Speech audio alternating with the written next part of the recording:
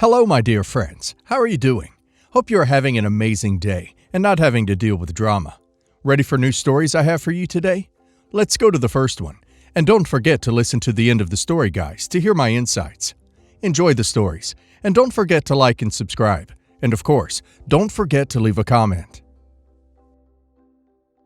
Okay, as a mild lurker on Reddit, thought I would share my story and newest development in my life after 30 years. Might be a bit long, but will do my very best to give you context without too much fluff. Hope this is the right sub. So, I lost my mom when I was 12 to breast cancer, so that just left me and my dad. It was a tough time, but we got through it together. When I was 14, Dad met and married my stepmom Ashley, who brought with her my stepbrother Mark, 14, and stepsister Emily, 12. I got along with Ashley and Emily really well, but Mark not so much so. He and I were always getting into arguments and fights. I was always told by my dad to give Mark a break because he's been the man of his house for a while. So this is all new. Like somehow it wasn't new to me. Anyways, when I was 15, I met a girl at school, Lisa, and we started dating. As much as one can date at 15. However, Mark apparently had a crush on her and was mad that I asked her out. He started a fight over it, in which my dad had to intervene once again.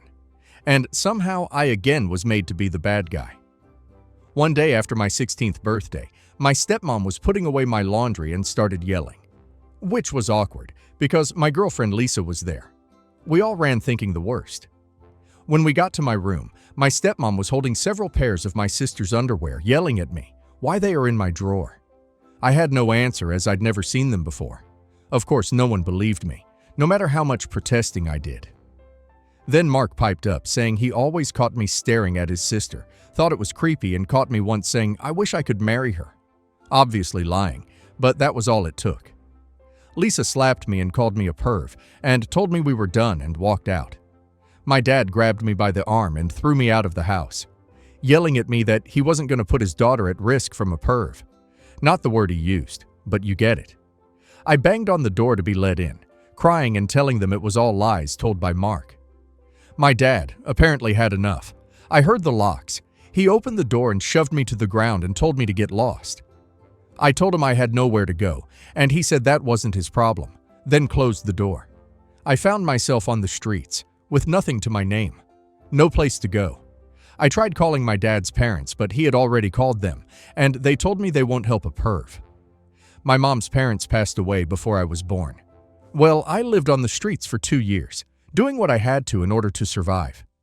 No kid should have had to do what I had to do, in order to just live, just saying. There were some really dark days. Lots of therapy later in life helped me with this. Shortly after I turned 18, I found a job working at a boxing gym, states away from where I began this horrible journey. I worked there for years, learned the sport, never gonna beat Mike Tyson, but was good at the sport, which helped me with my hate and anger. Then one day met a new girl, Aim, 20 female, at the cafe down the street from the gym.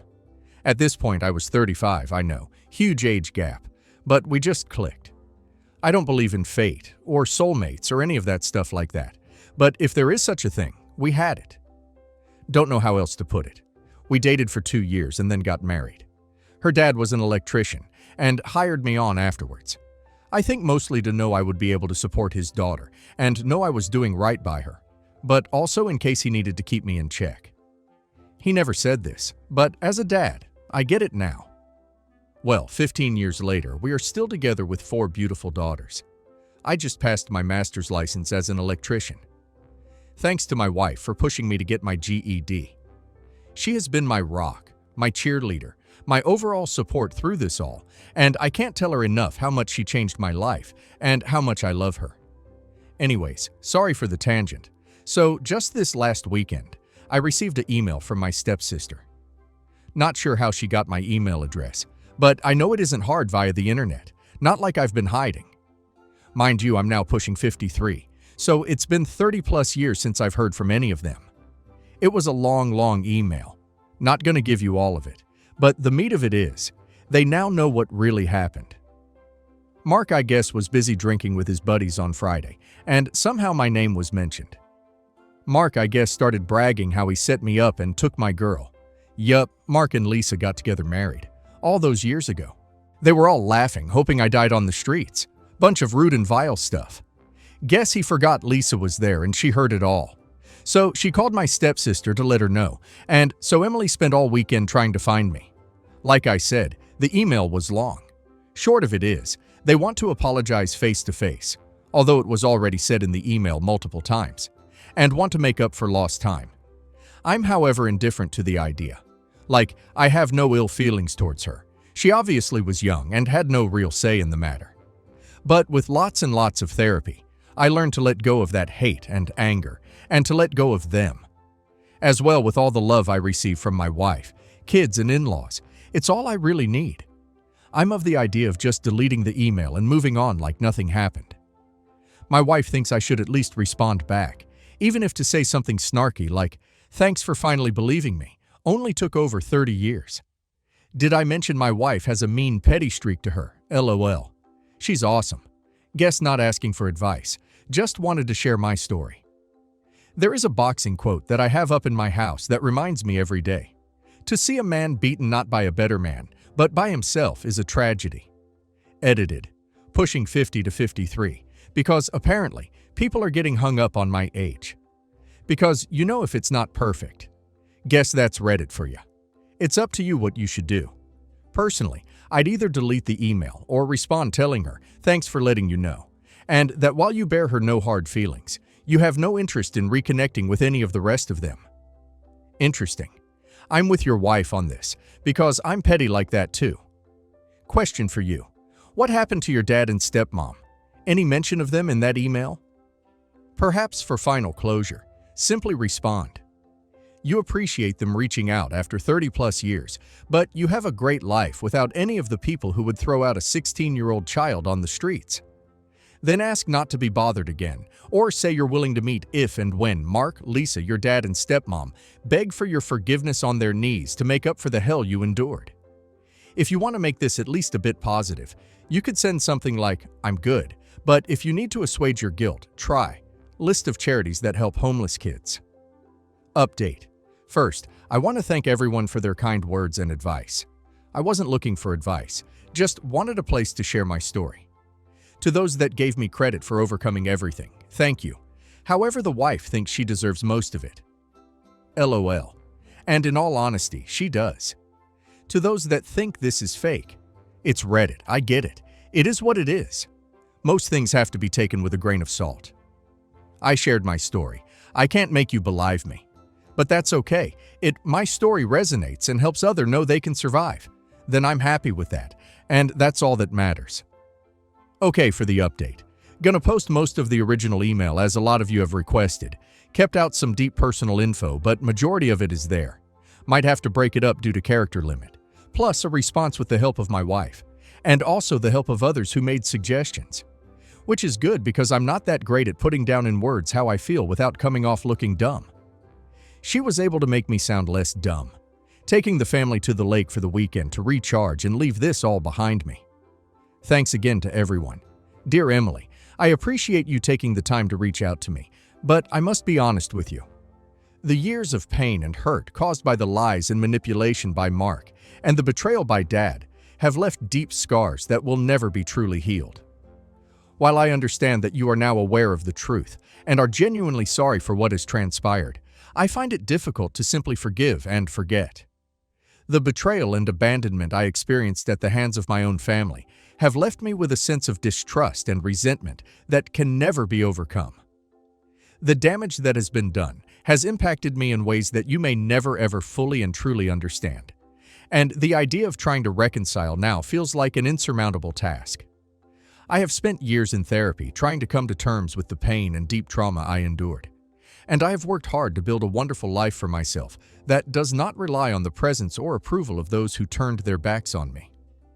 While I am grateful for the apology and the newfound awareness of the truth, I do not feel compelled to rekindle a relationship that was built on lies, deception, and betrayal, especially after all these years. I have found peace and closure in distancing myself from those who caused me harm, and I do not see the need to reopen old wounds in the name of reconciliation. While I believe in the power of forgiveness, that isn't something I can give.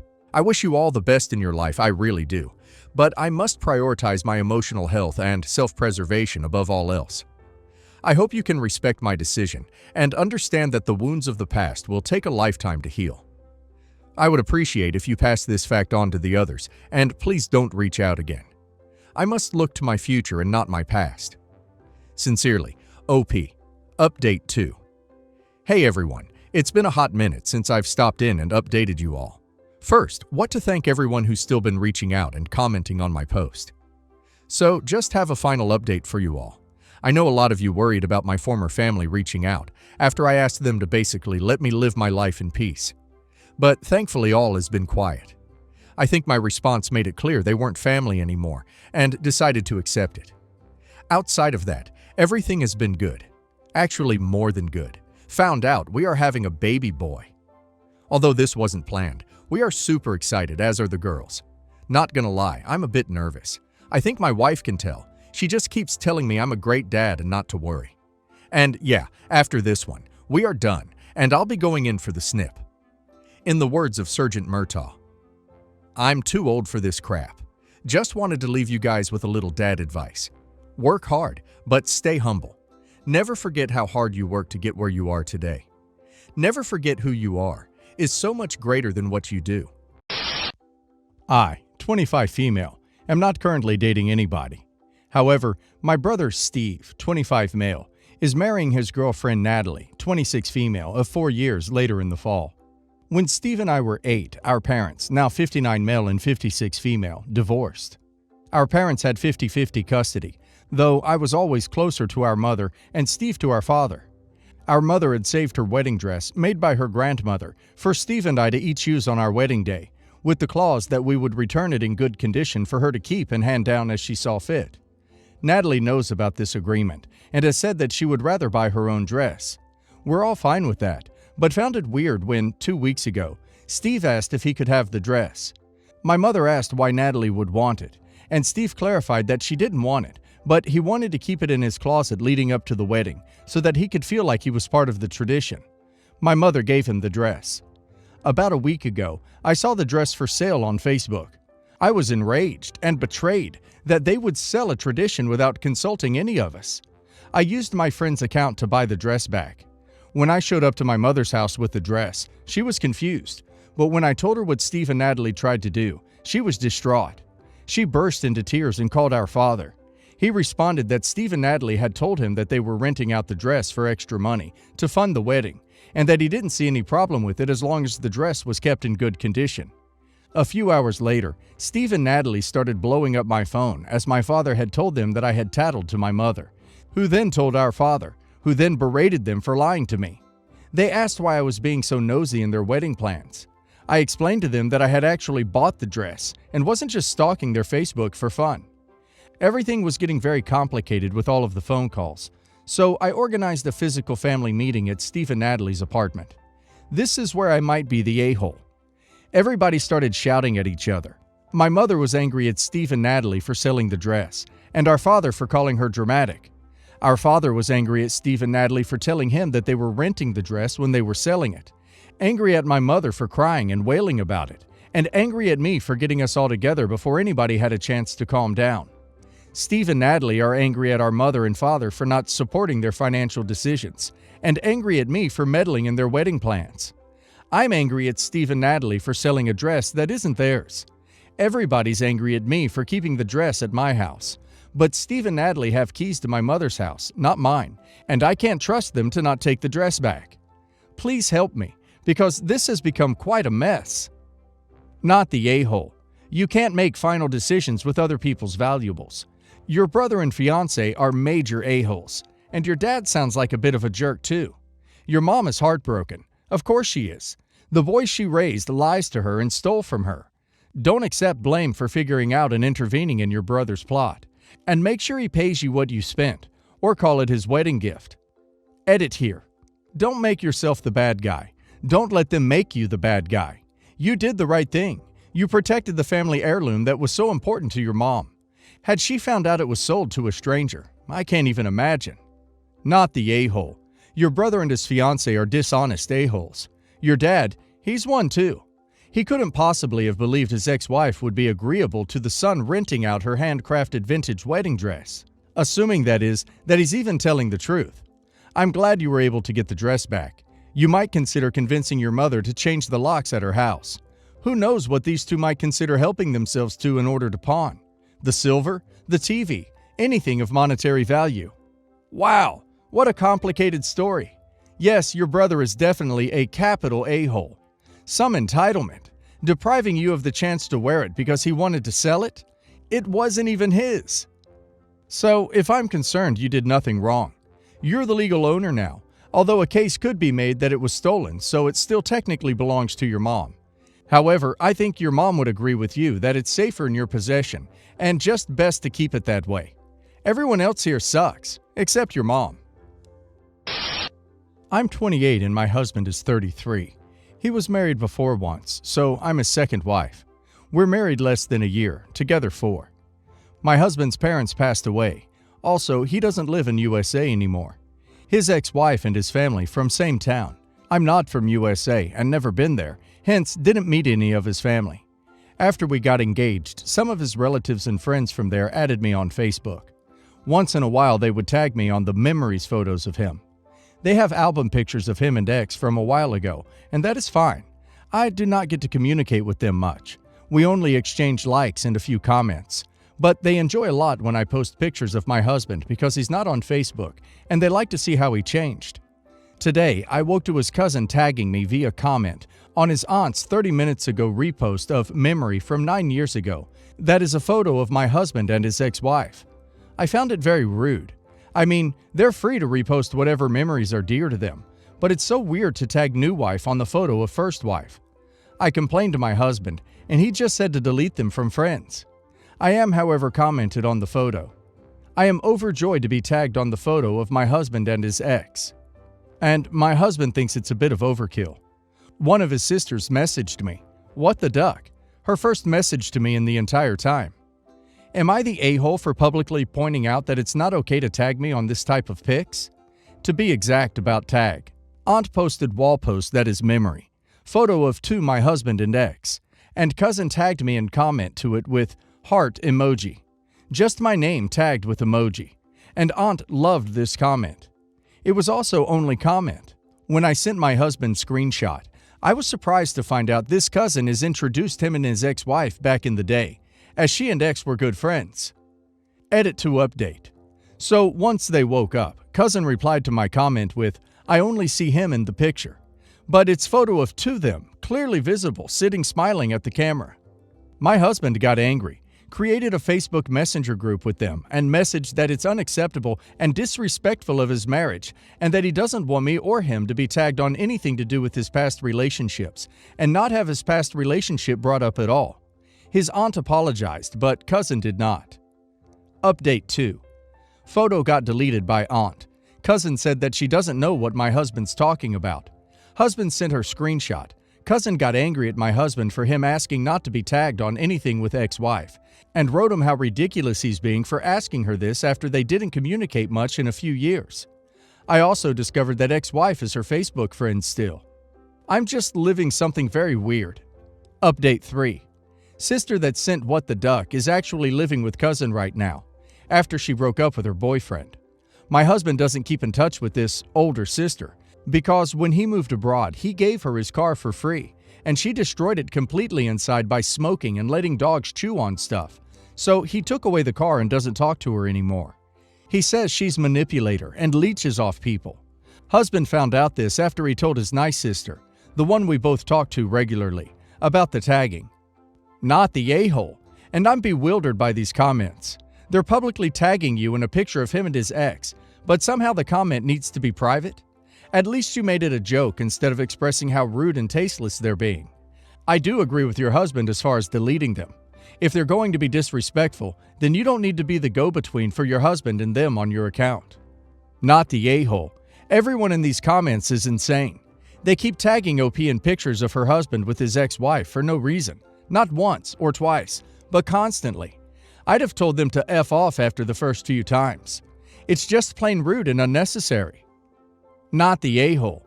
But I imagine they do this because your husband doesn't have Facebook, and they hope you show him the memories. Still weird though. So I, 25 female, am pregnant with my first child, and it is going to be a girl. At first it was great because I'm one of so many girls in my family, and it's like for the first time the attention was on me, and it felt nice. My grandpa started showering me with gifts. Grandma started making stuff for her new great-granddaughter.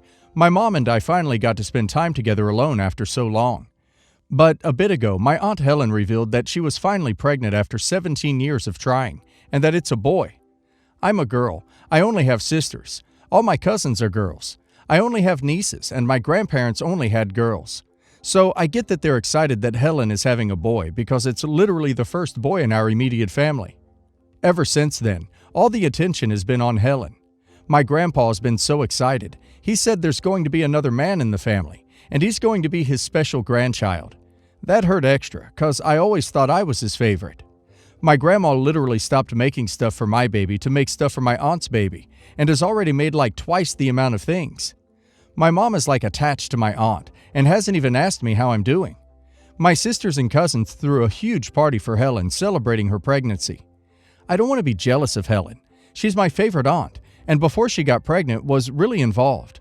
She used to walk me to school, pick me up after, play with me when I was a kid, teach me everything, and was like the mom I wanted. I'm happy she's finally having a kid. I just wished it didn't turn me and mine into an afterthought. Yesterday my cousin came over and pretty much the whole family is pitching in to help Helen buy an Escalade. I got into an argument with her that nobody is paying even a fraction of this attention to me, so why should I contribute? My cousin called me out on being jealous and left. Since then I've gotten a call from my sister berating me, and my mom pretty much said that Helen's pregnancy is the most important event in the fam, and I need to be grateful to her. I talked to Grandpa, and he said just ignore them and contribute, and everyone feels differently. Yes, the a-hole. Your aunt, who has been childless for 17 years, who helped you and your mom when you were a kid, walking to school, pick you up later, play and teach you literally like the mom you wanted, is finally pregnant. Probably she had given up hope at this point. Instead of being happy that you are bump buddies, celebrating together, planning your joint maternity photo shoots, going to birthing classes, sharing notes on pregnancy, coming up with nursery ideas, baby showers, and everything else, you are counting the number of gifts and throwing a fit on how you are not getting enough attention?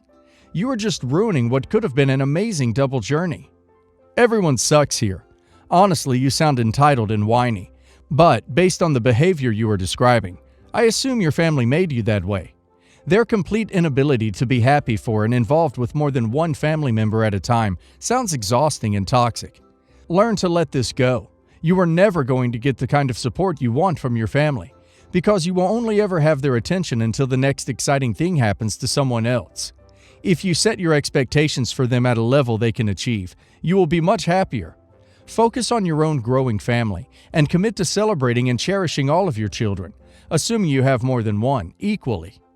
Yes, the a-hole, because you thought you were Grandpa's favorite. You've already been showered with gifts. You admit to that. It's not that you are being ignored. It's that it's not all about you. And there probably are more pink blankets laying around than blue. My sister is bi, and 22 years ago, her and her girlfriend at the time were trying to have a baby. No sperm bank would take two broke college students seriously, so they decided to separately hook up with two different guys they would meet at a bar. At the time, I thought the idea was so stupid, but they didn't really care.